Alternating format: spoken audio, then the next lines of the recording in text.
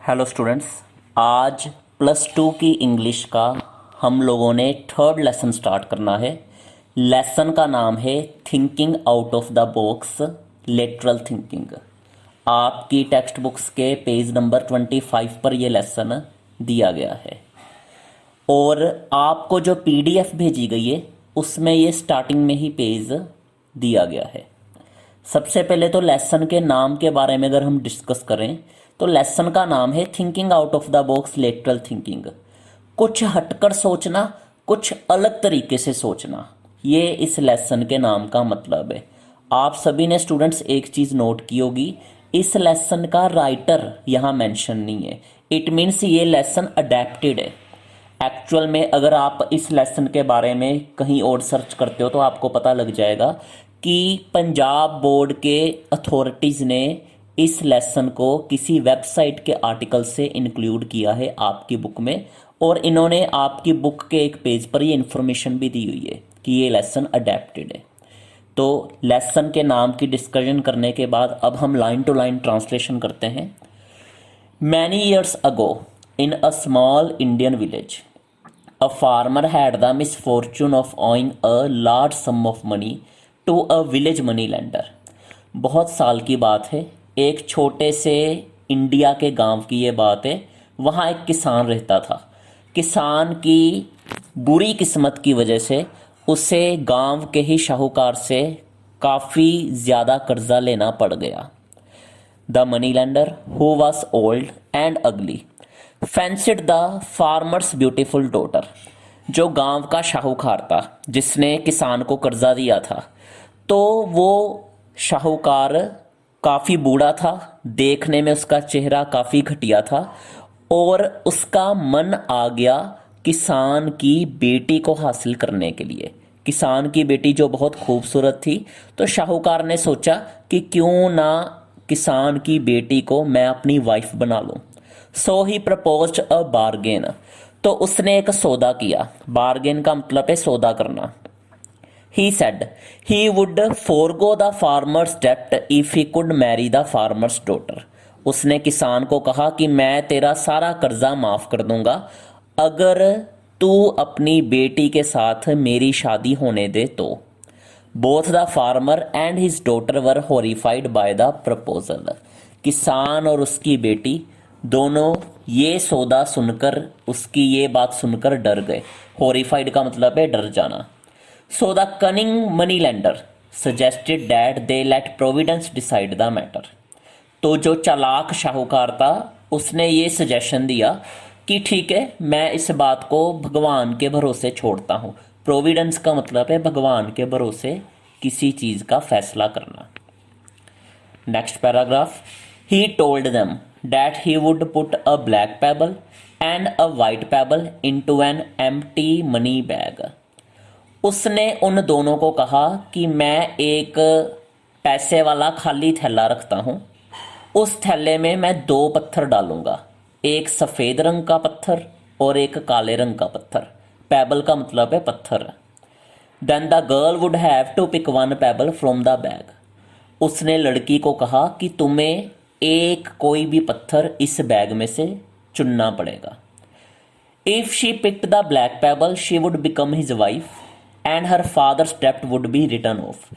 Students, यहाँ return off का मतलब लिखना नहीं है, यहाँ रिटर्न ऑफ का मतलब है ख़त्म कर देना। उसने लड़की को ये प्रपोजल दिया कि अगर तुम काले रंग का पत्थर चुनती हो तो तुम्हें मेरी वाइफ बनना पड़ेगा और तुम्हारे पिता का सारा कर्जा भी मैं माफ़ कर दूंगा। रिटर्न ऑफ का मतलब है ख़त्म करना या माफ़ करना। If she picked the white pebble she need not marry him and her father's डेप्ट would still be return of.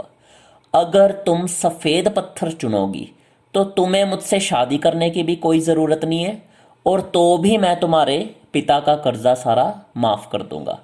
But if she refused to pick a pebble, her father would be thrown into jail। और अगर तुम दोनों पत्थरों में से कोई भी पत्थर नहीं चुनती हो तो मैं तुम्हारे पिता को धोखाधड़ी के केस में जेल भेज दूंगा। They were standing on a pebble-strewn path in the farmer's field। अब दोनों बाप बेटी यानी किसान और उसकी बेटी किसान के ही खेत में एक पत्थरों से भरे हुए रास्ते में खड़े हुए थे। As they talked the money lender bent over to pick up 2 pebbles.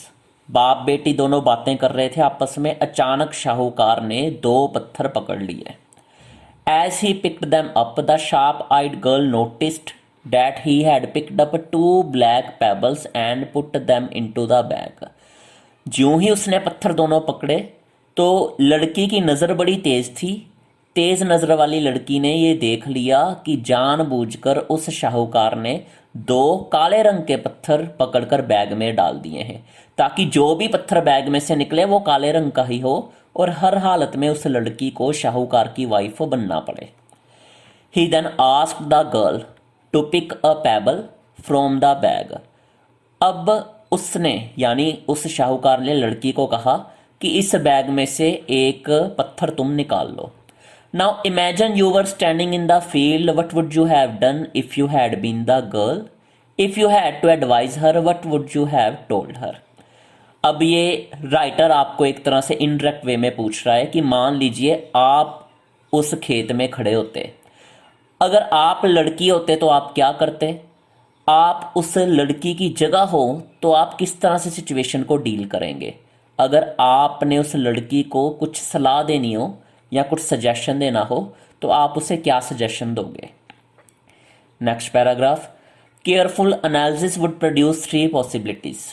तो ये सारी सिचुएशन अगर हम देख लें, इस पर विचार कर लें तो 3 हमारे पास पॉसिबिलिटीज निकलती है, 3 संभावनाएं निकलती हैं। Number A, the girl should refuse to take a pebble. लड़की को चाहिए कि वो पत्थर निकालने से इनकार कर दे।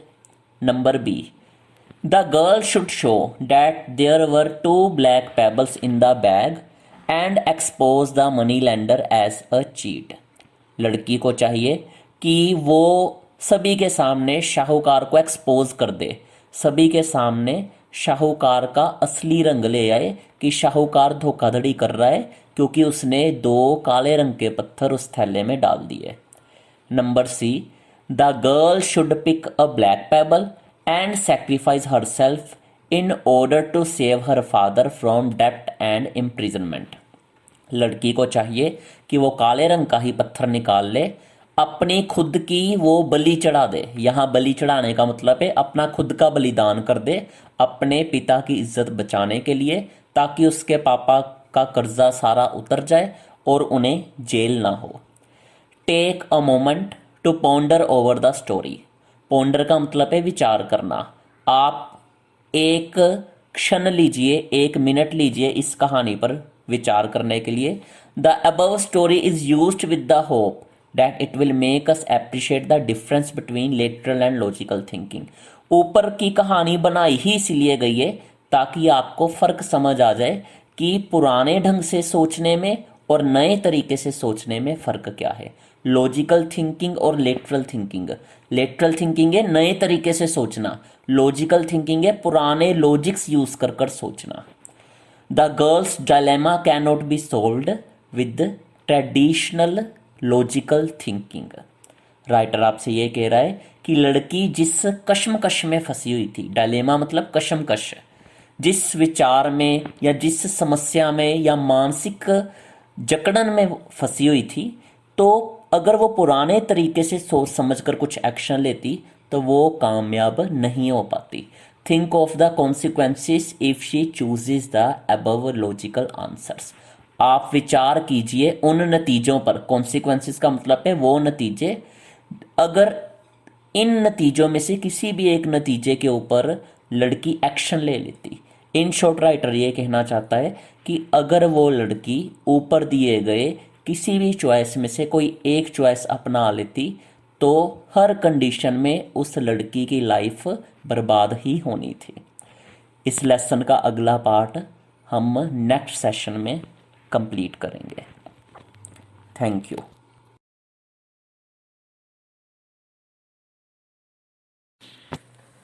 स्टूडेंट्स, अभी अभी हमने लेसन 3 का फर्स्ट पेज पढ़ा। उससे रिलेटेड आपको एक टास्क दिया जाने लगा है। आपने इसके मल्टीपल चॉइस क्वेश्चन सोल्व करने हैं अपनी नोटबुक्स पे। आपको हर एक मल्टीपल चॉइस क्वेश्चन की हेडिंग का मीनिंग मैं एक्सप्लेन कर देता हूँ। नंबर 1 पर है द स्टोरी बिलोंग्स टू। ये कहानी जिस देश से रिलेटेड है उस देश का नाम आपने इन 4 ऑप्शन में से चुनना है। Number 2 the lesson is related to dash. ये लेसन जिस चीज़ से रिलेटेड है वो चीज़ आपको इन 4 ऑप्शन में दी गई होगी, उस चीज़ को आपने करेक्टली चुन लेना है। The word providence is related to, ये हमारा थर्ड मल्टीपल है। प्रोविडेंस वर्ड इन चारों में से किस थिंग से रिलेटेड है? आप इन चारों में से एक सही ऑप्शन को चूज करेंगे।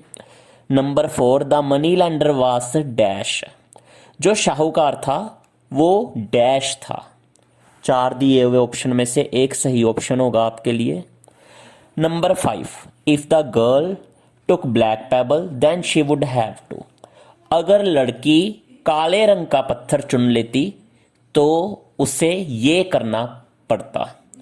इन 4 दिए हुए ऑप्शन में से उसने एक काम करना था, वो काम आप चुनोगे। Number 6 the meaning of lateral thinking is dash. Lateral thinking का मीनिंग क्या है? 4 सही ऑप्शन में से आपने एक करेक्ट ऑप्शन चुन लेना है। Number 7 the money lender put dash in a bag. शाहूकार ने बैग में क्या डाला था? बैग में उसने एक चीज़ डाली थी, वो चीज़ क्या थी? 4 ऑप्शन में से एक करेक्ट आंसर होगा जिसे आप लोगों ने चूज़ करना है। उम्मीद है स्टूडेंट्स आप ये वर्कशीट अपनी नोटबुक पर नोट करें और आंसर्स भी नोट करें। Thank you.